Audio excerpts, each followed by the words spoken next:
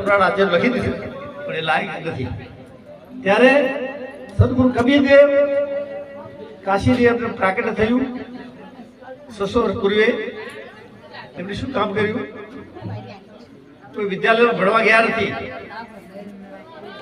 કોઈ હાઈસ્કૂલનો અભ્યાસ કર્યો નથી, પણ જ્યાં જ્યાં એમની દ્રષ્ટિ પડી, એમની પહેલી દ્રષ્ટિ હતી, જ્યાં જ્યાં દ્રષ્ટિ પડી ત્યાંથી એમને ઉલટવાસી ઊભી કરી.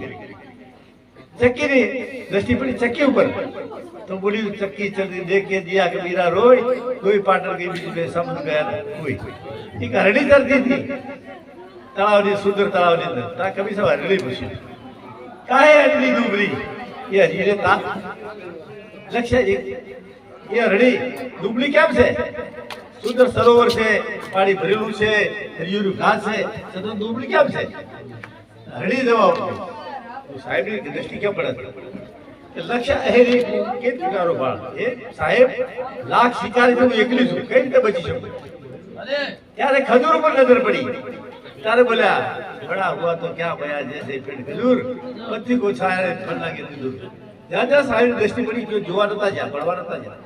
એ પહેલી દ્રષ્ટિ હતી. ઉલટ પાછી એવી છે ને કે જગતને અચંબામાં નાખી દીધી. એનો ખુલાસો કરવા માટે પૂરી તાકાત નથી. તો એવા સદગુરુદેવને આજે તો પોતો પંથુ સંપ્રદાયનો પાર નથી, પણ જેટલા સંપ્રદાય છે ગુરુના ગુણ કબીર સાહેબના ગુણ ગાતા.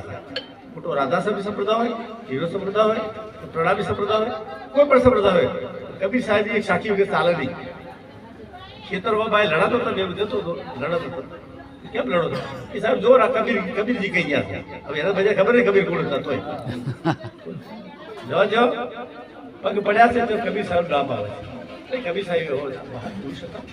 હવે ઘણા સંતોએ વાણી દ્વારા આપણા સાથે મારી એક જ વાત છે કે માનવ જન્મ શા માટે મળે? મનુષ્ય તો 4 ખાડીના, મનુષ્ય પશુ પક્ષી ઉસકો 4 ખાડીના જીવો છે, પણ મનુષ્ય જન્મ કેમ મળ્યો? બધાને ઇન્દ્રિયો છે, બધા કામ વિશે વાસનાઓ ફસાયેલા છે, અને આપણે એ કામ કરીએ તો મનુષ્ય ઉત્તમતા શું, વિશેષતા શું, શ્રેષ્ઠતા શું?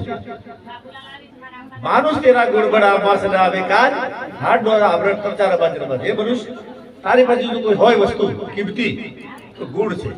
એટલે કે બધાને મન બુદ્ધિ ચિત્ર અહંકાર આપી છે, 10 ઇન્દ્રિયો છે, બધું છે, પણ છતાં બધાને બંધન કરાતો નથી.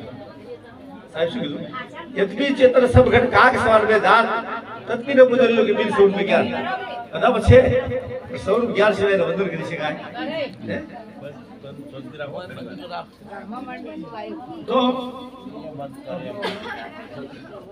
તો સદગુરુ કબીર ના સિદ્ધાંત તેની વિચારધારા અંતર્ગત મારું જીવન આપણે થઈ રહ્યું છે. મારો સમય પૂરો થવા આવ્યો છે. શરીર અશક્ત છે, પણ છતાં હું બધી ગુરુ મહારાજ આત્મશક્તિ એટલી બધી આપેલી છે. આજ પણ હું ફરું છું, પ્રચાર પ્રસાર કરું છું, કોઈ પણ નિર્ભય થઈ જાય.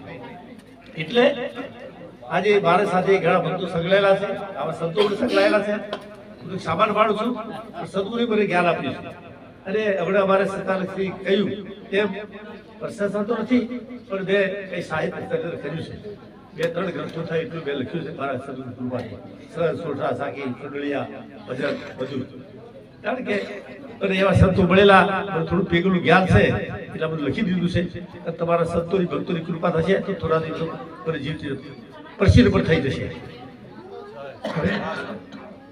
હવે સંતોની અનુભૂતિ લઈ તમારા ભક્તોની વચમાં તમને દેખાય એમ તમારો ઉદ્દેશ શું હોય છે. આજે 3 જિજ્ઞાસુ જીવો ઘણા સમયથી આશા લઈને બેઠા છે. એમાં એક અમારે જીતુભાઈ માઉન્ટ આબુ પર રહે છે, ફોટોગ્રાફર છે. એક માનારામ ગઢડા રહે છે, એ પરિવાર, અને એક મારી દીકરી ગીતાબેન. ઘણા દિવસથી એને અભિલાષા હતી.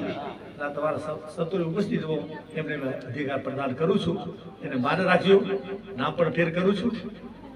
એટલે સંતોની અનુભૂતિ હું કંઈ જાણતો નથી, પણ મારા સાહેબની કૃપાથી હું એમને પ્રતિજ્ઞા આપું છું. હોદ્દા આપું છું, અધિકાર પ્રાપ્ત આપું છું. તમે પ્રચાર કરીશો, સ્ટેટના અધિકારી દેજો, વ્યાજ પર બેસી શકશો, તમે સદની ગતિમાં ગણાશો, પણ જીવનનું સ્વયં પાલન કરી મિશન મુક્ત મળી જીવોને જગાડવાનું કામ કરીશું. અમારે માધવદાસ એને મને અધિકાર આવ્યો કેટલા વર્ષો પહેલે ખૂબ પ્રચાર પ્રસાર કરે. આ લોકો બધા જ્ઞાની જ્ઞાની છે. તમે જુઓ તો ખરા, આદિવાસી કોને કહેવાય? જે જંગલ ભરેલા પથ્થર પૂજનાર, હોળીમાં બકરા જીવતા હોમનાર, ઓધીલો વાત હોળીમાં જીવતા હોમ બકરો બકરો રાહત કસાય તો હારો. એવા આ લોકો પહાડના જીવો છે. પણ સદગુરુની કૃપા થઈ આજે મારા હંસો બળી જશે, મારા ભક્તો પ્યારા છે, મારા અંતરમાં બેઠેલા છે. અને એથી હું બધોને અનુભૂતિ લઈ આ લોકોને અધિકાર પ્રદાન કરું છું. જેને તમે માન રાખ્યું અને સદગુરુની કૃપાથી તમારા જીવને યાપન કરજો એવી સદગુરુને પ્રાર્થના કરું છું.